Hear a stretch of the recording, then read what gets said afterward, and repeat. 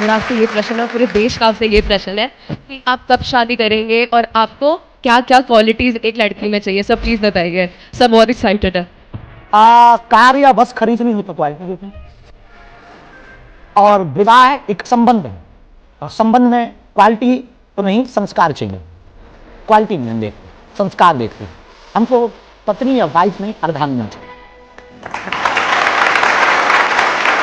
जो हमारी परंपराओं को लेकर चले, हमारे माता पिता की सेवा करें। हम जो अपने माँ बाप की सेवा नहीं कर पाए वो करें, हमारी परंपराओं को लेकर चले, हमारी साधना भजन मार्ग में बाधक नहीं साधक बने। और दूसरी बात, रिश्तों को चलाने के लिए क्वालिटी की बात नहीं होनी चाहिए। आज इस देश में जितने भी तलाक हो रहे हैं उसके पीछे यदि हमसे कोई पूछे तो धर्म गुरु के नाते तो सबसे बड़ा कारण विवाह में विच्छेदन का सबसे बड़ा कारण है कि आजकल लोग सुंदरता ज्यादा देखते हैं, समझदारी कम देखते हैं।